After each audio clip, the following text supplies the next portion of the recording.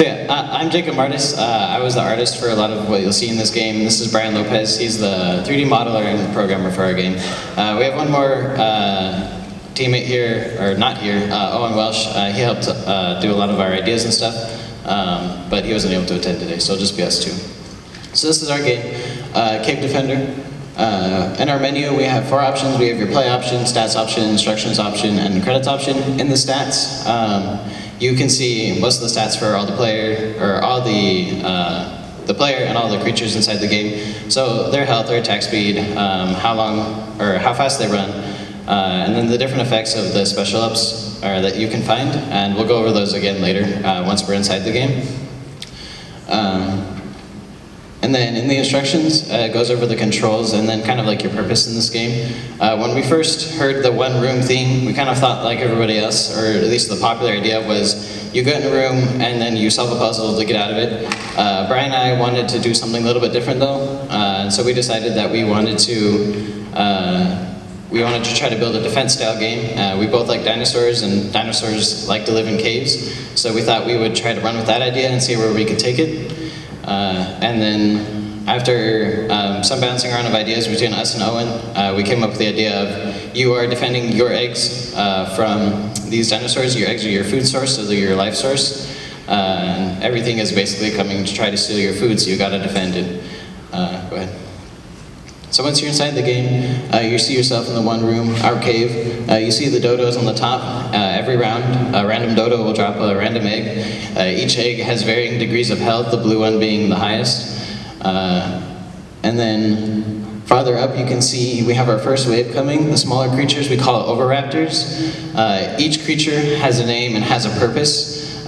We decided early on that we didn't want to just have a bunch of enemies and then all the enemies to have the same AI or the same goal and just like have different skins. We wanted each enemy to have a purpose and to have be different and stand out. So the oviraptors, they will not target the player. They'll skip right past the player and they'll go straight for the eggs in the back. So they're really the ones you want to take care of first. If you just like ignore them, then you will go to our lose screen and say all your eggs are gone, you've lost, game over, right?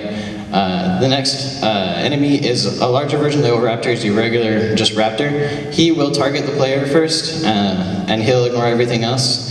The next enemy is a mammoth. They will target everything if it hits them. They originally target the player and they'll go for the player, but if something accidentally attacks them, then the mammoths will attack the other enemies. They're kind of like our wild card. And then these turtles that Brian is fighting, they are the armored units. They're to take damage for everything else that they can do damage to you, and everything like we have ways built around that. What Ryan just picked up, or not Ryan, Brian just picked up is some of our drops. Along the bottom, you can see the drops. You can see what hotkey they are on your keyboard and how many there are in your possession along the top. The first one is our blue caveman. He has a club. The club gives you extra damage and you can pick it up yourself. The blue caveman will target just the first enemy it sees and go after it and try to hit it until it dies, and it'll move on to the next target. The red caveman is our DPS guy. He's the guy you throw out when you see a bunch of turtles. He does extra damage to the turtle. He's the only thing that can really kill it with any efficiency.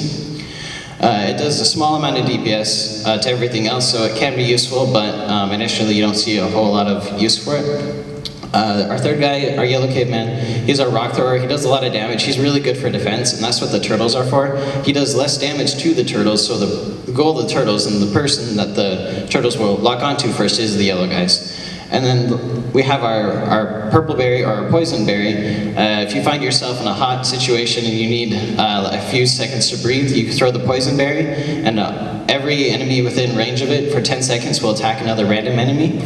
And then if you find that all of your eggs are under attack and you can't really get there very fast, or you just need, like there's a lot of other creatures around, you throw the OV egg is what we call it, and all the oviraptors that are attacking your eggs will go and attack a random enemy. So the goal of this game is to try to defend your eggs as long as possible. There's no win condition. You're just trying to get the highest score possible and trying to find out how many waves you can last. On the bottom you can see your health. Different enemies do different amounts of damage. You can regenerate health after you pick up the club. And And then we have a special bar. If you find yourself in a situation where there's a lot of creatures around you and you don't really have a way out, you can activate the special. Our character will jump up and slam it on the ground, killing most everything and doing half damage to our boss. Once every round, we have a boss creature appear, this T-Rex. We have a health bar, so you can get a visual representation of how much health he has left, because he does have a lot, nearly as much as you, I believe. And he does a lot of damage to you, so you don't really want to hang around him. You really want to try to use a special, or at least a club, to try to take him on.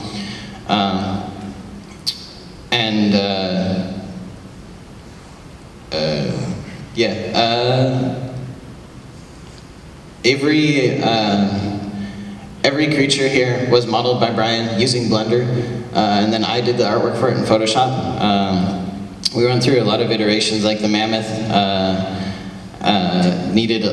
the hair didn't look realistic on our first try, so we had to do it again, and Brian actually did the textures for the turtle in Blender, so it was our try at modeling textures in the modeling program itself. So we learned a lot doing this. We learned a lot how to use like AI, and how to use the hotbar and the UI. So this is basically our game.